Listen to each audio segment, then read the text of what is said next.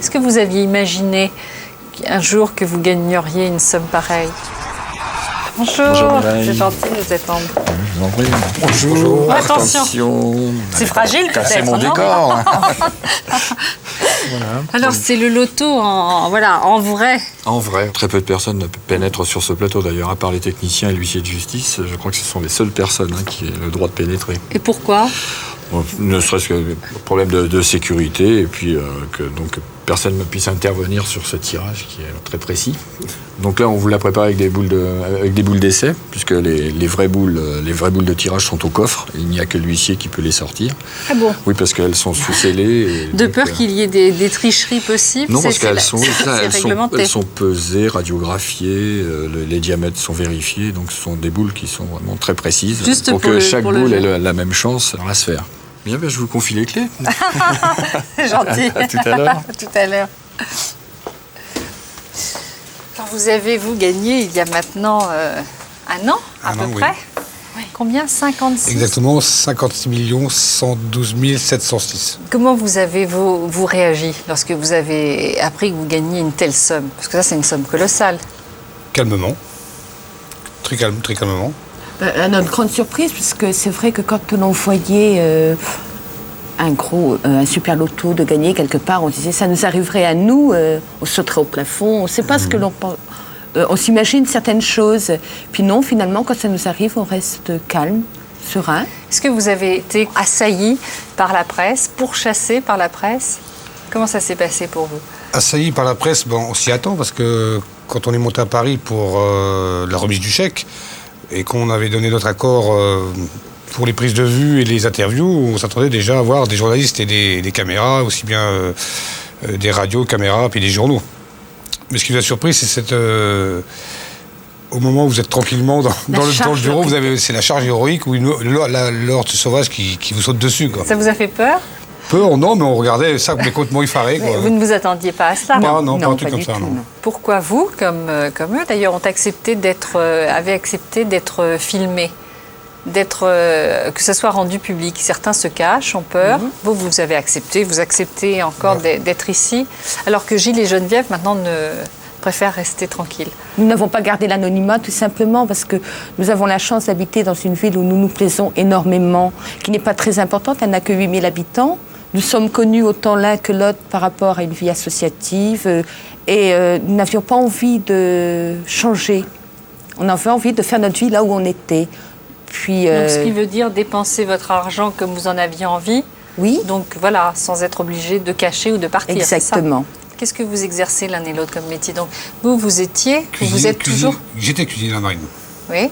Et vous, conseillère financière. Est-ce que vous continuez de travailler ou vous avez arrêté? Moi j'ai arrêté, j'ai acquis ma retraite, j'ai pris ma retraite. Vous avez quel âge? Quand j'ai gagné 38 ans. Ah oui, c'est jeune. Je me disais, il fait plus jeune, ou alors Alors, qu'est-ce que vous faites? Alors, je m'occupe d'un club de rugby, d'un club de tir à l'arc, de l'association de parents d'élèves. Les trois plus gros trucs, c'est ça, quoi. Et vous vous en êtes professionnellement? Professionnellement, donc j'ai continué à travailler. Alors, pourquoi vous avez continué? J'aime mon travail, mais la différence, c'est que j'ai peut-être un raisonnement un petit peu différent, puisque par rapport aux enfants, les enfants sont jeunes. Nous avons 2 enfants, 10 ans et 5 ans. Comment pourrait-on exiger d'eux qui travaillent bien à l'école, de façon à ce qu'ils aient un métier qui leur plaise, etc. Parce qu'ils sont quand même intelligents, ils vont se dire, mais non, pourquoi papa et maman nous imposent certaines règles pour apprendre un métier alors qu'eux ne travaillent pas? Ce sont nos garde-fous un petit peu, les enfants. Qu'est-ce que vous vous êtes offert quand vous avez eu cette somme d'argent? Une voiture neuve chacun. J'ai acheté un bateau donc, au mois de décembre l'année dernière. Un petit bateau, un gros bateau? Un petit bateau de pêche. Parce que vous habitez, c'est vrai, en Bretagne. Donc, oui. Et une maison de campagne. C'est pas des objets de luxe, style grosse voiture, où on monte en costume 3 pièces dedans, avec le chiffon pour ici tout le temps, grosso modo, ou Harriot par exemple. Je trouve ça complètement inutile. On serait vite dépassé de toute façon, à vivre dans le luxe. Pourquoi? Parce que par rapport à certaines grandes fortunes mondiales, on est rien, tout compte fait. On disait, on n'est rien. Quand on a gagné nos 56 millions le 29 janvier, je me souviens, une semaine après, il y avait un tableau qui se vendait à Paris, là, aux enchères, là, qui avait été vendu 55 millions. On apprécie les belles choses, on apprécie d'aller dîner dans d'excellents restaurants, etc. Mais on l'apprécie parce que c'est occasionnel. Je pense que si ça devenait quotidien, on ne l'apprécierait plus. Et le reste, l'argent, vous l'avez... C'est placé. Hein. Qui s'en occupe? Alors tout ce qui est placement d'assurance, c'est Nicole, et tout ce qui est placement de banque, c'est moi. Oui, c'est vrai que vous êtes bien placé, vous, oui, tout à fait. justement. Est-ce que vous avez reçu beaucoup de demandes, ce qui arrive assez souvent aux gens qui gagnent beaucoup d'argent, des gens qui écrivent, qui vous demandent de l'argent? Ah oui, oui, beaucoup, oui. Du travail pour facteur d'ailleurs. On a reçu énormément de courriers, mais on avait fait une part des choses, c'est-à-dire que nous n'ouvrions que le courrier qui arrivait du Finistère. Qu'est-ce que disent les gens? On vous met la misère du monde dans la boîte aux lettres, quoi. C'est-à-dire que, je sais pas, le pire qu'on a eu, c'est quelqu'un qui disait dans sa lettre que sa femme buvait, ses enfants se droguaient, sa fille se prostituait, il lui fallait de l'argent. Voilà, c'est la misère du monde, quoi. Et aucune lettre ne vous a ému? Si. Si, oui. Laquelle en particulier? Non, j'en parlerai pas. Ah bah si, mais c'est privé, ça. Donc, c'est privé, donc on n'en parle pas. Est-ce que vous avez fait quelque chose à partir de cette émotion? Est-ce que vous êtes intervenu sans dire ce dont il s'agit?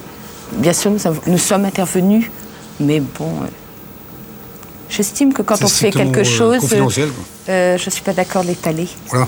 Nous, quand on a aidé quelqu'un, c'est tout, ça nous regarde, on n'a pas à dire combien on a donné. Il faut respecter la fierté de chacun. Et en plus, on respecte la personne à qui on a donné, et voilà, tout se passe bien. Voilà. Donc il y a cette lettre qui vous a ému. Est-ce qu'à l'inverse, certaines lettres vous ont agacé, voire choqué? Oui. Quand c'était que des lettres, ça allait, mais quand c'était des coups de téléphone à tout le voisinage et carrément arrivé le samedi ou le dimanche à la maison, ça devenait très énervant, quoi. Quelqu'un qui vous demande et qui se fait passer pour une famille qui est incapable de dire votre nom correctement et qui pratiquement téléphone à 10h, 11h du soir chez les voisins pour savoir si on était là, ça commence à devenir un peu énervant, quoi. Vos collègues de travail, ils ont compris que vous arrêtiez de travailler? Tout à fait. Ils vous ont envié? Je pense, oui. Oui, je pense. Et vous? Moi, ils ne comprennent pas que j'ai continué à travailler. Ce qui était amusant, c'est le jour où donc, on avait découvert que nous avions les 6 bons numéros. Je suis arrivée au bureau pour une réunion. Puis ils me font, alors Nicole, c'est toi? Je joue l'innocente en lui disant, c'est moi quoi? Et c'est toi qui as gagné au loto? Je fais, mais non, écoutez, si ça avait été moi, je ne serais pas là aujourd'hui. Je riais intérieurement, mais en même temps, je tremblais parce que je me disais, mais c'est pas possible s'ils savaient que c'était moi, quoi. Oui, c'est beaucoup trop d'argent, c'était ça les commentaires. C'est beaucoup trop d'argent pour une seule personne? Oui, c'est ce qu'ils disaient. Mais c'est certainement mal tombé, ce seront des gens qui ne sauront pas gérer leur argent, etc., quoi. Mais c'était ça qui était super amusant. Et comment vous avez pu leur dire après? Ça devait être difficile. Je leur ai pas dit à eux, mais... j'avais contacté donc le responsable régional de la Française des Jeux. Sandrine de la Française. De la Française des Jeux. Qui s'occupe donc des gagnants, du service gagnant. Voilà, tout à fait. Qui m'a rappelé, donc je ne pouvais pas parler devant tous mes collègues. Je suis partie dans le bureau de mon inspecteur, j'ai fermé la porte derrière moi, il m'a regardé, il a dû se dire, mais elle est complètement sans gêne celle-ci, qu'est-ce qui lui arrive, quoi. Et il ne voulait pas croire. Bon, j'ai repris ma conversation avec Sandrine, et là il a cru, quoi. Est-ce que vous aviez imaginé un jour que vous gagneriez une somme pareille? Imaginez, je pense, comme tout le monde, quoi. Rêver, peut-être. Rêver comme tout le monde. Disons que je crois que quand on rêve avant d'avoir gagné, on n'y croit pas. Oui, on n'y croit pas, certainement. Donc on va peut-être se dire, on laisse tout tomber, on part à l'autre bout du monde, etc. Mais parce qu'on n'a pas gagné. Et puis le jour où ça nous arrive, on se rend compte que finalement, la vie que nous menions était très bien, et elle est toujours très bien. Donc on ne bascule pas et on reste comme on est. Vous n'avez besoin de rien de plus? Non. Les chevaux que nous n'avons toujours pas. Ouais. Les chevaux. Mais bon. Mais ça, vous pouvez vous les acheter. Oui. Mais on n'est pas pressé. Oh oui, certainement un jour. Mais nous ne sommes pas pressés. Puis, bon, ce qui nous fait avancer, c'est le rêve, quelque part. Donc, du moment qu'on n'a pas réalisé un rêve, ça reste toujours un rêve. Puis, quand on est heureux, comme on vit, on ne va pas se compliquer la vie. Nous étions heureux avant, nous voulons rester toujours heureux. Donc c'est ce qui est le plus important. Ben, voilà, Sandrine, voilà, vous venez nous rejoindre. C'est vous qui êtes ici responsable du service gagnant. Finalement, c'est un métier assez sympathique. Oui, on joue un petit peu au Père Noël toute l'année, c'est ça qui est bien. Mais je me souviens très bien de cette conversation téléphonique avec Nicole, qui m'appelait de son lieu de travail, ce qui arrive relativement souvent en fait. Donc les gagnants s'isolent un petit moment et nous appellent pour nous dire « bon, c'est moi, que dois-je faire? Comment cela va-t-il se passer ?» Et elle m'a paru très très sereine, comme beaucoup d'ailleurs. Mais vous donnez des conseils pratiques, des conseils bancaires, ou vous n'en donnez pas du tout? Nous ne donnons pas de conseils bancaires, parce que nous estimons que ce n'est pas notre métier.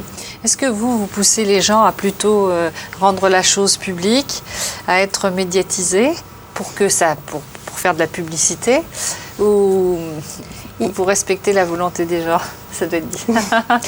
Nous respectons la volonté des gens. Il est clair qu'une médiatisation ajoute un plus promotionnel au jeu. Nous sommes une société de jeux, nous commercialisons des jeux, et surtout, quel est le meilleur ambassadeur pour nos jeux, si ce n'est le gagnant? Est-ce qu'il existe un portrait type du gagnant? Ah non. C'est vrai? Complètement. En quoi ils sont caractéristiques? Ils sont très sages en général.